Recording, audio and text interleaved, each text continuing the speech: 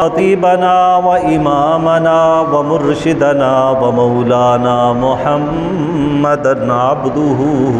ورسوله أما بعد فأعوذ بالله من الشيطان الرجيم بسم الله الرحمن الرحيم وَإِذْ يَمْكُرُ بِكَ الَّذِينَ كَفَرُوا لِيُثْبِتُوكَ أَوْ يَقْتُلُوكَ أَوْ يُخْرِجُوكَ وَيَمْكُرُونَ وَيَمْكُرُ اللَّهُ وَاللَّهُ خَيْرُ الْمَاكِرِينَ آمنت باللہ صدق اللہ مولانا العظیم وصدق رسولہ النبی الکریم ونحن على ذلك لمن الشاہدین والشاکرین والحمد للہ رب العالمین اللہم صل علی محمد وعلی آل محمد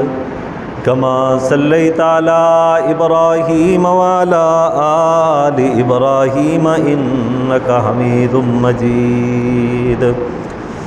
اللہم بارک علی محمد وعلی آل محمد کما بارکت علی ابراہیم وعلی آل ابراہیم انکا حمید مجید۔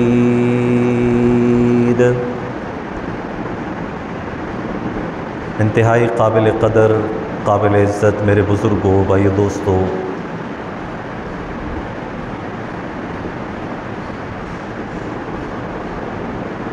قرآن مجید فرقان حمید میں سے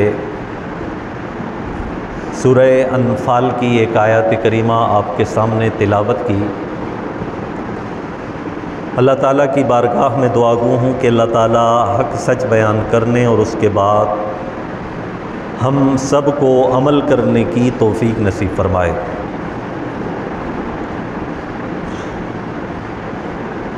حضرات محترم،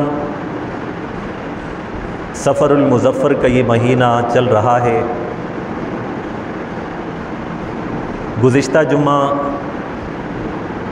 سفر المظفر کے متعلق چند معروضات آپ کے گوشے گشار کی تھیں، اور آج کے جمعے میں اسی سفر المظفر کے حوالے سے ایک بہت بڑا اسلامی واقعہ اور بہت بڑا سفر جس کو سفر ہجرت کہا جاتا ہے، چونکہ یہ ہجرت کا سفر اسی سفر کے مہینے میں ہوا، اسی مناسبت سے سفر ہجرت کے عنوان سے پہلا حصہ آپ کے سامنے ذکر کروں گا، اور زندگی رہی تو اگلے جمعے میں اسی سفر ہجرت کے عنوان سے جو دوسرا حصہ ہے انشاءاللہ اس کو بھی بیان کروں گا۔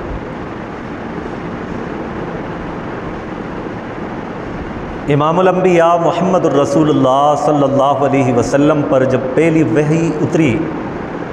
تو آپ صلی اللہ علیہ وسلم غار حرا کے اندر تھے، اور آپ صلی اللہ علیہ وسلم نے اللہ تعالیٰ کے پیغام کو لوگوں تک پہنچایا۔ سب سے پہلے صفا کی پہاڑی پر آپ صلی اللہ علیہ وسلم یہ دعوتی پروگرام لے کر تشریف لے گئے۔ سارے لوگ آپ کے ارد گرد اکٹھے ہو گئے۔ آپ صلی اللہ علیہ وسلم نے زندگی کا ایک بیشتر حصہ ان میں گزارا تھا، اور نبی کریم صلی اللہ علیہ وسلم کی مبارک زندگی اور آپ کے اخلاق عالیہ اتنے معروف تھے، اتنے مشہور تھے، لوگ ان کی تعریف کیا کرتے تھے، یہاں تک کہ آپ صلی اللہ علیہ وسلم کا لقب پڑ چکا تھا صادق و امین۔ ہر ایک کی زبان پر نبی علیہ الصلوۃ والسلام کا یہ نام تھا کہ آپ صادق بھی ہیں اور آپ امین بھی ہیں۔ یعنی آپ سچے بھی ہیں اور امانت دار بھی ہیں۔ تو نبی کریم صلی اللہ علیہ وسلم نے لوگوں کے سامنے اعلان فرمایا کہ لوگوں، اگر میں تم سے یہ کہہ دوں کہ ایک لشکر جرار اس پہاڑی کی اوٹ سے تم پر حملہ آور ہونے کے لیے آ رہا ہے تو کیا تم میری بات کی تصدیق کرو گے؟ لوگوں نے بیک زبان ہو کر کہا کہ جی ہاں، ہم آپ کی تصدیق کریں گے، کیونکہ ہم آپ کو صادق بھی جانتے ہیں اور آپ کو امین بھی جانتے ہیں۔ تو نبی کریم صلی اللہ علیہ وسلم نے ان لوگوں کے سامنے اعلان فرمایا کہ لوگوں، ایھا الناس قولوا لا الہ الا اللہ تفلحوا، اے لوگو تم لا الہ الا اللہ کہو کامیاب ہو جاؤ گے۔ ایک اللہ کو معبود سمجھو، ایک اللہ کی ذات کو مقصود سمجھو، تم کامیاب ہو جاؤ گے۔ یہ بات کرنی تھی کہ لوگوں کے دلوں کے اوپر ضرب پڑی، اور سب سے پہلے پتھر اٹھا کر جو میدان میں آیا وہ آپ صلی اللہ علیہ وسلم کے سگے چچا ابو لہب تھا۔ اس نے پتھر اٹھا کر نبی علیہ الصلاۃ والسلام کی پیشانی پر دے مارا اور کہا کہ ہمیں اس لیے یہاں پر جمع کیا ہے، ہم نہیں مانتے آپ کی بات کو، ہم آپ کی بات کو نہیں مانتے، ہم اپنے معبودوں کو نہیں چھوڑ سکتے، ہم اپنے آباء و اجداد کے طور و طریقوں کو نہیں چھوڑ سکتے۔ اگر اسی لیے ہمیں جمع کرنا تھا تو جائیں، ہمیں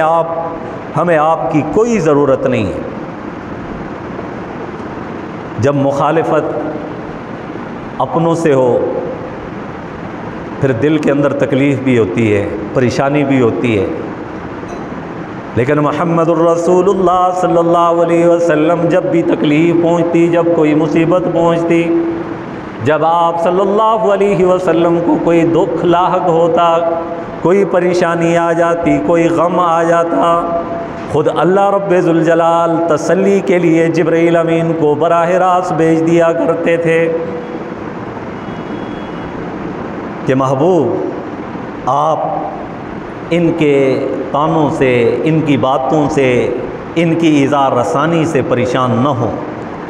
تو نبی علیہ الصلاۃ والسلام نے اس کام کو، اس مشن کو نہیں چھوڑا، ایک ایک کے پاس گئے، بازاروں میں گئے، قافلوں کے پاس گئے، گھروں کے اندر تشریف لے گئے اور لوگوں کو جا کر سمجھانا شروع کر دیا، لا الہ الا اللہ کہو کامیاب ہو جاؤ گے۔ اور جو لا الہ الا اللہ کی دعوت پر لبیک کہنے والے تھے وہ آپ صلی اللہ علیہ وسلم کے اس دعوتی لشکر کے اندر شامل ہوتے گئے اور رضی اللہ عنہم ورضوا کا لقب پاتے گئے۔ اور ادھر جو دشمن تھے وہ بھی ایذا رسانیوں سے باز نہیں آئے۔ کبھی آپ صلی اللہ علیہ وسلم لوگوں کے پاس جاتے، انہیں سمجھاتے، اپنے ہی خاندان کے لوگ جا کر ان لوگوں سے کہتے ان کی بات نہ ماننا، کہ نعوذ باللہ یہ ساحر ہیں، جادوگر ہیں، یہ مجنون ہیں، ان کو جنون ہو گیا ہے، ان کی باتوں میں نہ آنا، کوئی بھی ان کی بات تک نہ سننا۔ لیکن نبی علیہ الصلاۃ والسلام ان تمام تر حربوں سے آپ صلی اللہ علیہ وسلم پیچھے نہیں ہٹے، بلکہ آپ صلی اللہ علیہ وسلم مزید آگے بڑھتے چلے گئے اور لوگوں کو پیغام اللہ کا پہنچاتے رہے، یہاں تک کہ حج کا موسم آیا، کچھ لوگ مدینہ منورہ سے بھی وہ مکہ مکرمہ کی طرف آئے ہوئے تھے۔ آپ صلی اللہ علیہ وسلم کو موقع ملا کہ کیوں نہ ان لوگوں کے پاس جاؤں اور انہیں اسلام کی دعوت دوں۔ چنانچہ آپ صلی اللہ علیہ وسلم مختلف خیموں کے اندر تشریف لے گئے اور وہاں پر مدینہ منورہ سے آئے ہوئے لوگ موجود تھے۔ جب آپ صلی اللہ علیہ وسلم کسی خیمے کے اندر تشریف لے جاتے، آپ صلی اللہ علیہ وسلم کے چہرے انور کی خوبصورتی کو دیکھ کر وہ سارے بادب ہو کر کھڑے ہو جاتے اور سب نے یہی کہا کہ کوئی بات ہے، کوئی ضرورت ہے، کوئی کھانے پینے کی چیز چاہیے، کوئی خاص مسئلہ ہے۔ آپ صلی اللہ علیہ وسلم نے فرمایا کہ او لوگوں، میں اللہ کا رسول ہوں، اللہ کا نبی ہوں، انی رسول اللہ الیکم جمیعا، مجھے اللہ تعالیٰ نے تمام انسانیت کے لیے نبی بنا کر بھیجا ہے، اور میں اللہ کا پیغام تم تک پہنچانے آیا ہوں، اور یہ وہی پیغام ہے جو آدم علیہ السلام سے لے کر جناب حضرت عیسیٰ علیہ السلام تک تمام نبیوں نے لوگوں تک پہنچایا، اور میں اللہ کا آخری نبی ہوں، میں بھی یہ پیغام پہنچانے کے لیے آیا ہوں۔ وہ کہنے لگے وہ کون سا پیغام ہے؟ تو آپ صلی اللہ علیہ وسلم نے کلمہ توحید ان کے سامنے بیان کیا، اور ان میں سے جو مدینہ منورہ میں آئے ہوئے جو لوگ تھے، ان میں سے 6 آدمیوں نے ہاتھ بڑھا کر نبی علیہ السلام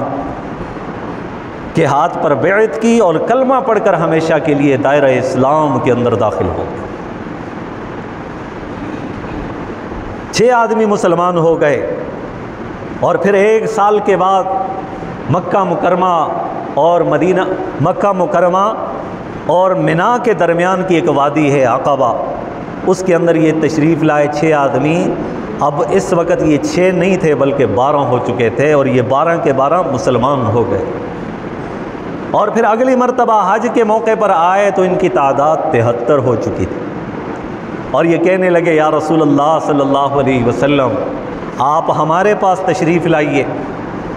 آپ ہمارے پاس تشریف لائیے، ہم آپ پر اپنی جان نچھاور کر دیں گے، ہم آپ کے لیے اپنا تن من دھن سب کچھ قربان کر دیں گے۔ نبی علیہ السلام نے ارشاد فرمایا کہ اگر میں آ گیا تو تم پر میری حفاظت فرض ہو جائے گی۔ انہوں نے کہا یا رسول اللہ صلی اللہ علیہ وسلم، ہم اپنا مال، اپنی جان، اپنی اولاد، اپنی جائیداد، اپنا سب کچھ آپ پر وار دیں گے، لیکن آپ پر ایک آنچ بھی نہیں آنے دیں گے۔ اور ادھر مکہ کے جو بڑے سردار تھے، ان لوگوں کو پتہ چلا کہ پہلے تو بات یہاں تک ہی محدود تھی، اب تو بات مکہ سے باہر بھی جانے لگ گئی، اب تو یہ دعوت باہر بھی پھیلنے لگ گئی، اس کا کچھ ہونا چاہیے، اس کی روک ٹوک ہونی چاہیے، اس کو روکنا چاہیے اس کام کو۔ چنانچہ ان کا ایک مقام تھا جس پر جا کر وہ سارے لوگ اکٹھے ہوتے تھے، میٹنگ کرتے تھے، دار الندوہ، اور اس دار الندوہ کے اندر ممبر وہی بنتا تھا، ان کا رکن وہی بنتا تھا جس کی عمر 40 سال ہوتی یا اس سے اوپر ہوتی۔ 40 سال سے کم جو ہے کوئی بھی ان کا رکن اور ممبر نہیں ہوتا، کہ کوئی جذباتی آدمی اس میں نہ ہو، سنجیدہ آدمی یہاں پر۔ لیکن ایک شخص تھا جس کو استثناء حاصل تھا، اگرچہ اس کی عمر 40 سال نہیں تھی، لیکن اس کو اجازت تھی کہ وہ اس شورا کا رکن بن سکتا ہے، اس کمیٹی کا ممبر بن سکتا ہے، اور وہ کون تھا؟ ابو جہل تھا۔ یہ بڑا شاطر آدمی تھا۔ تو یہ بڑا شاطر آدمی تھا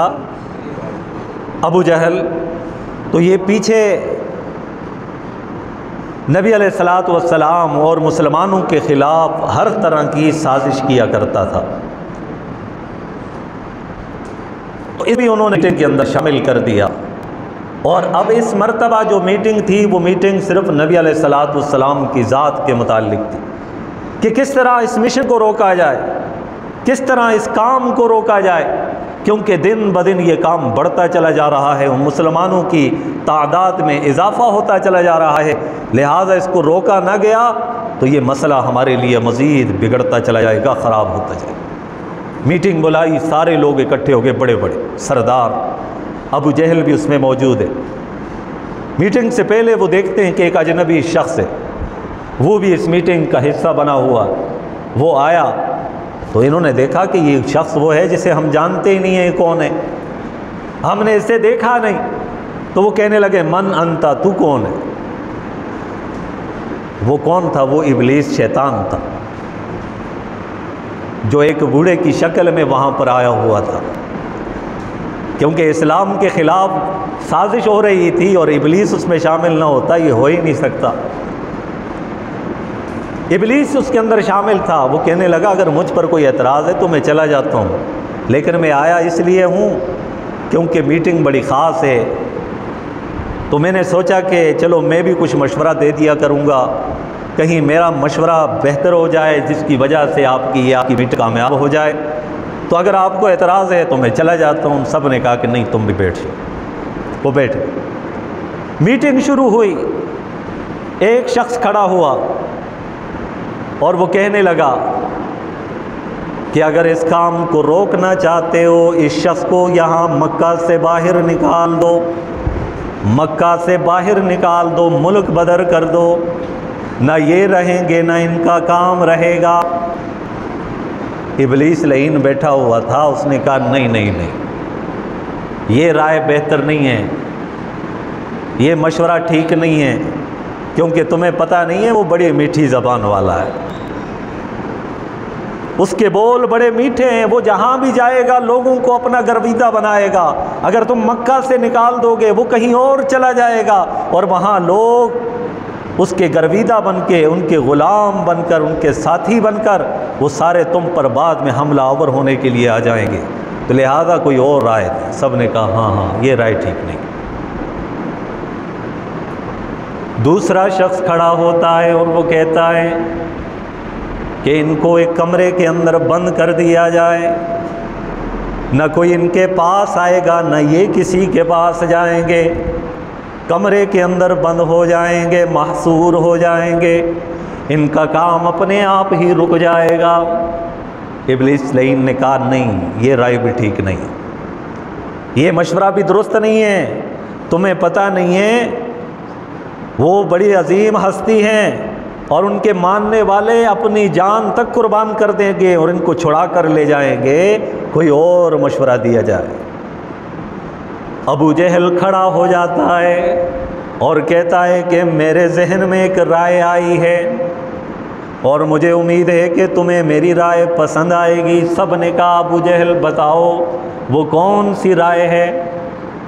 کہنے لگا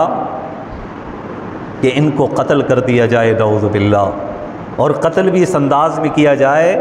چونکہ مکہ مکرمہ کے اندر مختلف قبائل ہیں، مختلف قبیلے ہیں،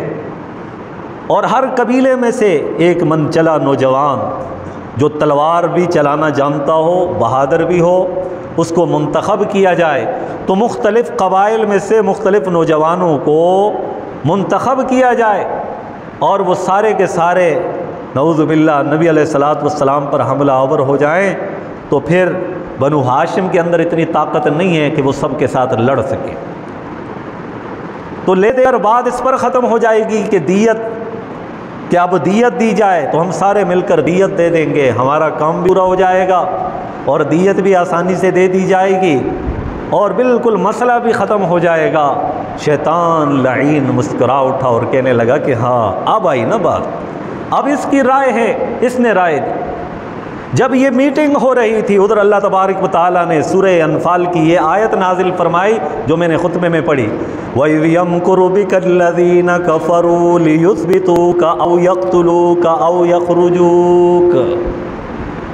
او میرے محبوب، جب یہ لوگ آپس میں میٹنگ کر رہے تھے، تدبیر کر رہے تھے، مشورہ کر رہے تھے،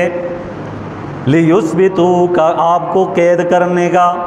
او یقتلوک آپ کو قتل کرنے کا، او یخرجوک آپ کو یہاں سے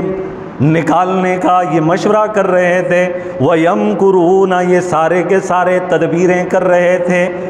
وَيَمْكُرُ اللَّهُ اور اللہ بھی آپ کے لیے تدبیر کر رہا ہے، ان کی تدبیر آپ کو مٹانے کے لیے ہے اور اللہ کی تدبیر آپ کو بچانے کے لیے ہے۔ سارے دنیا کے سارے لوگ کسی کو مٹانے کے لیے جمع ہو جائیں، میرا رب اسے بچانے کے لیے ارادہ فرما دے تو دنیا کی کوئی طاقت اس کو مٹا نہیں سکتی۔ اور پھر اللہ پاک نے خود ہی اعلان فرما دیا واللہ خیر الماکرین، کہ اللہ رب ذوالجلال سب سے بہتر تدبیر کرنے والا ہے۔ اللہ پاک نے ادھر جبریل کو بھیج دیا، کہا کہ محبوب آپ کے خلاف یہ سازشیں ہو رہی ہیں اور آپ یہاں سے مکہ مکرمہ کو چھوڑ کر مدینہ منورہ کی طرف ہجرت فرمائیں، آپ چلے جائیں۔ تو آپ صلی اللہ علیہ وسلم کو جیسے یہ حکم ملا تو دن کے وقت دوپہر کا وقت تھا، نبی کریم صلی اللہ علیہ وسلم تشریف لے گئے خود ابو بکر صدیق رضی اللہ تعالیٰ عنہ کے گھر کی طرف۔ قربان جاؤں سیدنا ابو بکر صدیق رضی اللہ تعالیٰ عنہ کی شان پر کہ دنیا کے سارے لوگ محمد الرسول اللہ صلی اللہ علیہ وسلم کے در پر جا رہے ہیں۔ ادھر دیکھیے محمد الرسول اللہ صلی اللہ علیہ وسلم کی محبت کہ آپ صلی اللہ علیہ وسلم خود ابو بکر صدیق کے گھر تشریف لے جا رہے ہیں۔ دوپہر کا وقت ہے، سخت گرمی ہے، نبی علیہ الصلوۃ والسلام تشریف لے گئے۔ جب تشریف لے گئے تو دروازہ جیسے ہی کھٹکھٹایا گیا، ابو بکر صدیق فوراً بھاگ کھڑے ہوئے، کیونکہ ابو بکر صدیق سب سے زیادہ نبی علیہ السلام سے محبت کرنے والے تھے، نبی علیہ السلام کی ایک ایک ادا کو جاننے والے تھے، اور وہ سمجھ گئے تھے کہ یہ دستک دینے والی کوئی اور ہستی نہیں ہے، یہ امام الانبیاء محمد الرسول اللہ صلی اللہ علیہ وسلم ہے۔ فوراً دروازہ کھول دیا، اور دل میں خیال پیدا ہوا ابو بکر صدیق رضی اللہ عنہ کے کہ کوئی خاص اہم بات ہے کہ رسول اکرم صلی اللہ علیہ وسلم دوپہر کے وقت گرمی کے اندر یہاں پر آئیں۔ تو ابو بکر صدیق رضی اللہ تعالی عنہ نے جیسے ہی پوچھنا چاہا تو آپ صلی اللہ علیہ وسلم نے پہلے ہی فرما دیا کہ ابو بکر، اللہ تعالیٰ کی طرف سے مجھے اجازت ملی ہے کہ میں ہجرت کروں۔ کہا یا رسول اللہ صلی اللہ علیہ وسلم، اس سفر ہجرت میں آپ کا رفیق، آپ کا ساتھی کون ہوگا؟ کہا کہ اللہ پاک نے یہ بھی بدلا دیا کہ ابو بکر صدیق اس سفر میں آپ کا رفیق ہوگا۔ ابو بکر صدیق نے جب یہ سنا تو آنکھوں سے آنسو جاری ہو گئے، اور اماں عائشہ صدیقہ فرماتی ہیں کہ میں نے پہلی مرتبہ دیکھا کہ خوشی کے آنسو اس طرح ہوتے ہیں کہ حضرت ابو بکر صدیق نے فوراً عرض کی کہ میرے شریک سفر ہونا اللہ تبارک و تعالیٰ نے میرے لیے منتخب کیا ہے، اس سے بڑھ کر اور سعادت کی بات کیا ہو سکتی ہے؟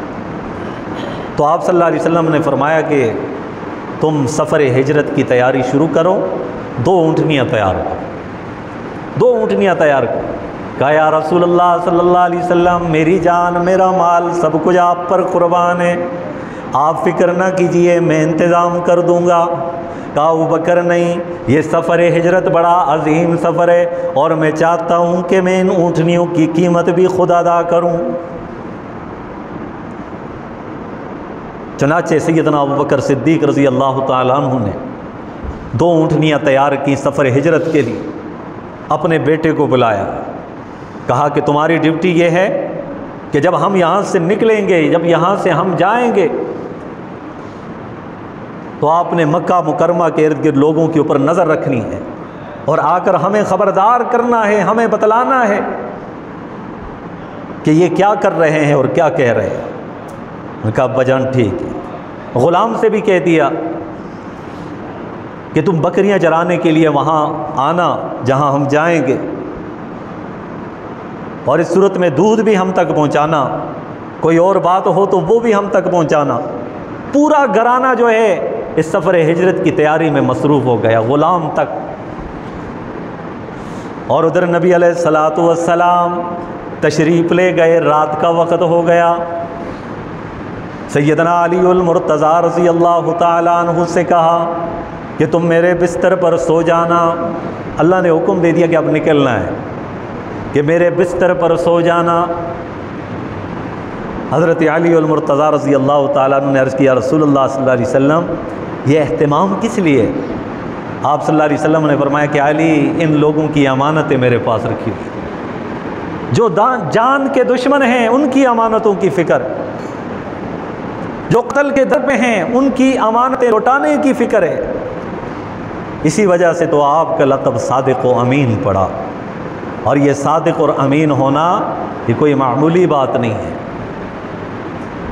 مزہ تو تب آئے کہ دشمن بھی یہ الفاظ کہیں، اور دشمنوں کے اندر بھی آپ صلی اللہ علیہ وسلم صادق اور امین کے لقب سے مشہور تھے۔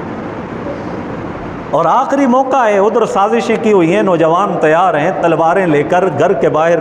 کھڑے ہو گئے، ہاتھ میں تلوار نیام سے باہر نکالی ہوئی ہے، اور آپس میں باتیں کر رہے ہیں اور کہہ رہے ہیں کہ آج تو ان کا قلع قمع ہم کر دیں گے، آج تو ان کا خاتمہ ہو جائے گا، نعوذ باللہ، کیونکہ آج ہم بڑی تعداد میں آئے ہیں اور بڑے پکے ارادے کے ساتھ آئے ہیں۔ تو لہذا آج جو ہے ہم اس موقع کو ہاتھ سے ضائع نہیں ہونے دیں گے۔ چنانچہ وہ کھڑے رہے۔ حضرت علی رضی اللہ تعالیٰ عنہ نے فوراً کہہ دیا رسول اللہ صلی اللہ علیہ وسلم باہر آپ کیسے جائیں گے؟ کہا اللہ کا حکم ہے وہی جانے۔ جبریل امین آتے ہیں اور کہتے ہیں یا رسول اللہ صلی اللہ علیہ وسلم آپ اپنے گھر سے باہر تشریف لے جائیے۔ آپ صلی اللہ علیہ وسلم نے ارشاد فرمایا کہ جبریل دیکھ تو رہے ہو کہ باہر کتنے لوگ کھڑے، ہاتھ میں تلوار لیے ہوئے۔ کہا یا رسول اللہ صلی اللہ علیہ وسلم اللہ تعالیٰ نے یہ حکم دیا ہے کہ آپ ریت اٹھائیں اور اس کو ان کی طرف پھینک دیں اور یہ جملے کہیں سورہ یاسین کے وَجَعَلْنَا مِن بَيْنِ أَيْدِيهِمْ سَدًّا وَمِن خَلْفِهِمْ سَدًّا فَأَغْشَيْنَاهُمْ فَهُمْ لَا يُبْصِرُونَ۔ اے میرے محبوب یہ ریت آپ اٹھائیے اور ان لوگوں کی طرف پھینکیے۔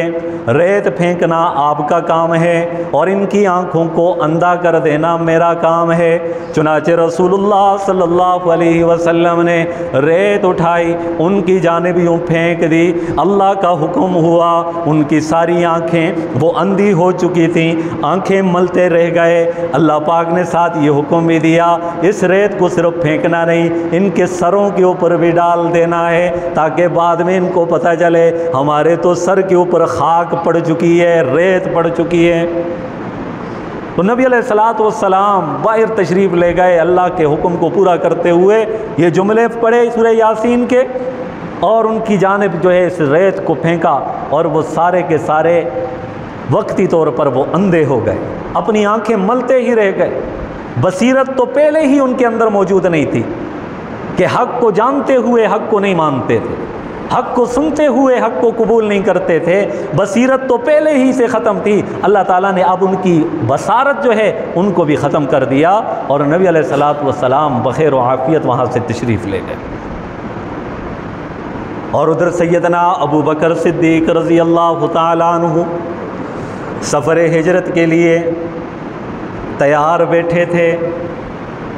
سیدنا ابو بکر صدیق رضی اللہ تعالیٰ عنہ کی بیٹی حضرت اسماء رضی اللہ تعالیٰ عنہ وہ سفر کے لیے جن چیزوں کی ضرورت تھی انہیں گٹھڑی کے اندر باندھ رہی تھیں اور ان کو باندھنے کے لیے کوئی رسی نہیں مل رہی تھی۔ انہوں نے ادھر ادھر دیکھا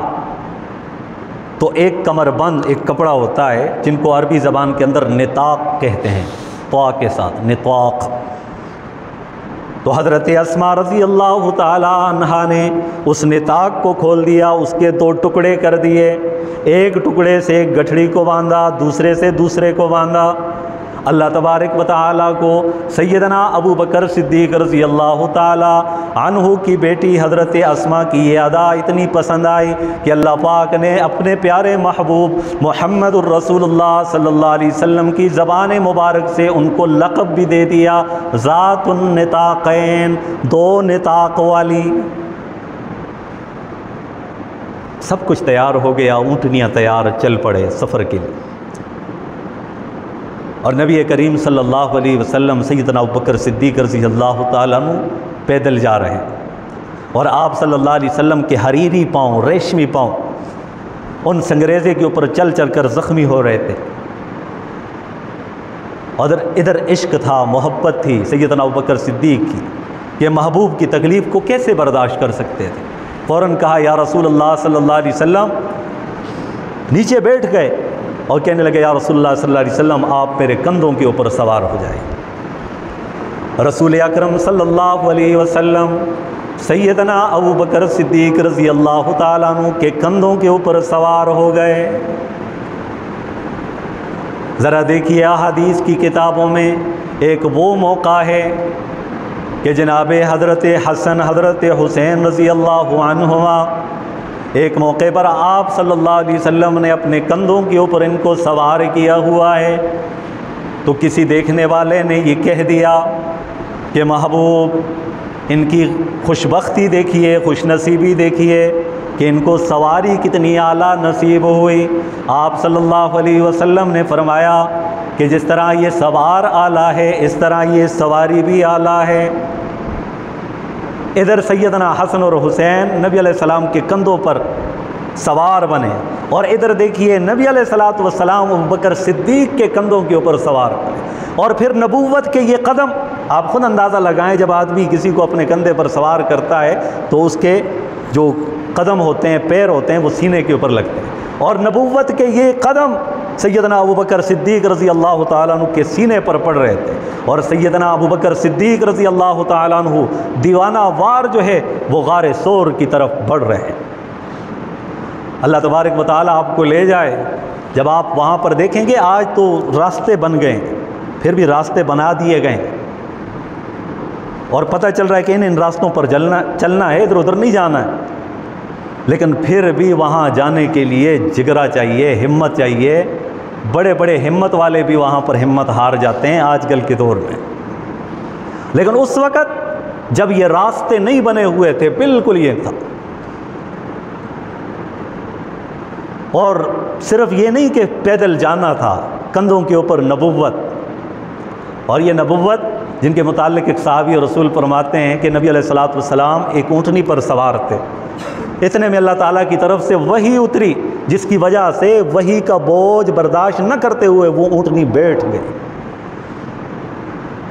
اور سیدنا ابوبکر صدیق رضی اللہ تعالیٰ عنہ کے دل کے اندر یہ جذبہ اور یہ ہمت اللہ تعالیٰ نے عطا فرمائی تھی کہ نبوت ان کے کندھوں پر ہے، پھر بھی سفر کر رہے ہیں۔ جب غار کے دہانے پر پہنچے تو سیدنا ابوبکر صدیق رضی اللہ تعالیٰ عنہ نے فوراً کہا یا رسول اللہ صلی اللہ علیہ وسلم آپ یہاں پر تشریف رکھیے، میں اندر غار کا جائزہ لے کر آتا ہوں، کہیں کوئی تکلیف دہ چیز نہ ہو کہ میرے محبوب کو کوئی تکلیف نہ پہنچے، آپ یہیں پر تشریف رکھیے، میں اندر جاتا ہوں۔ اندر گئے، غار کو صاف کیا، مختلف قسم کے بل تھے، سوراخ تھے، اپنے کرتے کو پھاڑ کر، اپنے عمامے کو پھاڑ کر وہاں سے وہ جو بلیں تھیں ان کو بند کر رہے تھے۔ کرتے کرتے ایک جگہ رہ گئی تھی، اور دل میں سوچا کہ چلو میں یہاں پر اپنی خود ایڑی رکھ دوں گا، اپنا پاؤں رکھ دوں۔ جب بالکل اندر غار بالکل صاف ہوا، تیار ہوا، تو باہر نکلے، کہا یا رسول اللہ صلی اللہ علیہ وسلم اب اندر تشریف لائیے۔ آپ صلی اللہ علیہ وسلم اندر تشریف لائے، سفر کیا ہوا تھا، تو ابوبکر صدیق رضی اللہ تعالیٰ عنہ نے یوں بیٹھ کر چوکڑی مار کر یوں بیٹھ گئے، اور نبی علیہ الصلوۃ والسلام کا سر مبارک ابوبکر صدیق رضی اللہ عنہ کی گود میں تھا، اور نبی علیہ الصلوۃ والسلام لیٹتے ہی آپ صلی اللہ علیہ وسلم نیند کی آغوش میں چلے گئے۔ آپ صلی اللہ علیہ وسلم آرام فرما رہے، اور ادھر جو ایک سوراخ باقی رہ چکا تھا ادھر سیدنا ابوبکر صدیق رضی اللہ عنہ نے اپنی ایڑی یوں رکھی۔ عشق اور محبت میں امتحان آتے ہیں، اور ان امتحانوں میں جو پورا اترتا ہے وہی اصل محب ہوتا ہے، وہی اصل محبت کرنے والا ہوتا ہے۔ جہاں پاؤں رکھا تھا وہاں ایک موذی سانپ نکل گیا، اور اس نے ڈنک مارنا شروع کر دیا۔ ہائے، سانپ کا ڈنک ہو، اس کا زہر بہت جلد پورے جسم کے اندر پھیل جاتا ہے، پورے جسم کے اندر وہ زہر پھیلنا شروع ہو گیا۔ کتنی سخت تکلیف ہوتی ہے، اور یہ تکلیف بڑھتی چلی گئی، لیکن اپنے پاؤں کو جنبش نہیں دی کہ میرے محبوب کے آرام میں خلل نہ آئے۔ یہ عشق محبت ہے۔ ہم تو تھوڑی سی تکلیف نہیں برداشت کر سکتے، ہم مچھر کے کانٹے کو برداشت نہیں کر سکتے،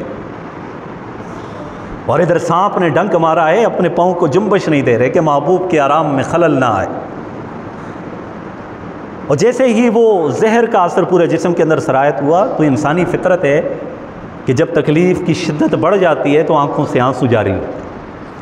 سیدنا ابوبکر صدیق رضی اللہ تعالیٰ عنہ کے آنکھوں سے آنسو جاری ہو گئے، اور یہ آنسو جا کر محمد الرسول اللہ صلی اللہ علیہ وسلم کے چہرے انور کے اوپر پڑے۔ آپ صلی اللہ علیہ وسلم نے اپنی آنکھ مبارک یوں کھولی تو دیکھا کہ سیدنا ابوبکر صدیق کی آنکھوں سے آنسو بہہ رہے ہیں۔ آپ صلی اللہ علیہ وسلم نے فرمایا ابوبکر کیا ماجرا ہے، کیا ہو گیا ہے، کیوں رو رہے ہو؟ کہا یا رسول اللہ صلی اللہ علیہ وسلم رو نہیں رہا، سانپ نے ڈنک مارا ہے جس کی وجہ سے تکلیف پہنچی۔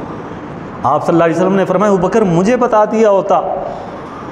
کہا یا رسول اللہ کیسے بتاتا، آپ نیند کے اندر تھے اور مجھے یہ گوارا نہیں تھا کہ آپ کے آرام میں کوئی خلل آ جائے، اس لیے میں تکلیف برداشت کرتا رہا۔ نبی علیہ الصلوۃ والسلام یوں بیٹھ گئے اور سیدنا ابوبکر صدیق رضی اللہ تعالیٰ عنہ کی ایڑی پر اپنا لعاب مبارک لگایا۔ یہ وہی لعاب مبارک ہے جو سیدنا علی المرتضیٰ کی آنکھیں دکھتی ہیں تو آپ لگاتے ہیں انہیں شفا مل جاتی ہے۔ حضرت ابو قتادہ کی آنکھوں کا ڈیلا باہر نکل جاتا ہے اور نبی علیہ الصلوۃ والسلام ہی ان کو ٹھیک کرتے ہیں، لعاب لگاتے ہیں، وہ ٹھیک ہو جاتا ہے۔ یہاں پر بھی آپ صلی اللہ علیہ وسلم نے وہ لعاب لگایا ایڑی پر۔ سیدنا ابو بکر صدیق رضی اللہ عنہ کو جو تکلیف تھی وہ آنن فانن چند لمحوں کے اندر ختم ہو گئی، اور خود سیدنا ابو بکر صدیق رضی اللہ تعالیٰ عنہ فرماتے ہیں کہ جب آپ صلی اللہ علیہ وسلم کا لعاب مبارک لگا مجھے اتنی راحت محسوس ہوئی، اتنی خوشی محسوس ہوئی، اتنا آرام اور سکون میسر ہوا کہ مجھے پوری زندگی میں کہیں بھی اتنا آرام اور سکون نہیں ملا۔ ادھر یہاں پر یہ اور سیدنا ابو بکر صدیق رضی اللہ عنہ کی گود میں نبی علیہ السلام ہے۔ آپ خود اندازہ لگائیے کہ ابو بکر صدیق رضی اللہ تعالیٰ عنہ نے جی بھر کے امام الانبیاء کو دیکھا ہوگا۔ حافظ ابن حجر عسقلانی رحمہ اللہ وہ فرماتے ہیں کہ یہ وہ منظر تھا جس طرح کہ رحل کے اندر کوئی قرآن رکھتا ہے، ہم رحل کے اندر قرآن رکھتے ہیں نا، تو یہاں رحل ابو بکر صدیق کی گود تھی اور خود صاحب قرآن وہ ابو بکر صدیق رضی اللہ عنہ کی گود میں تھے، اور ادھر مشرکین مکہ آپ کی تلاش میں تھے۔ یہاں ہجرت کا دوسرا حصہ جو ہے پس منظر انشاءاللہ زندگی رہی تو اگلے جمعے کے اندر اس کو بیان کیا جائے گا۔ اللہ کریم سے یہی دعا ہے کہ رب العالمین ہم سب کو دین اسلام شریعت مطہرہ پر چلنے کی توفیق نصیب فرمائے، اور صحابہ کرام رضوان اللہ تعالی علیہم اجمعین جیسا جذبہ اور ان جیسی محبت اور عشق اللہ پاک ہم سب کو نصیب فرمائے۔ وآخر دعوانا ان الحمد للہ رب العالمین۔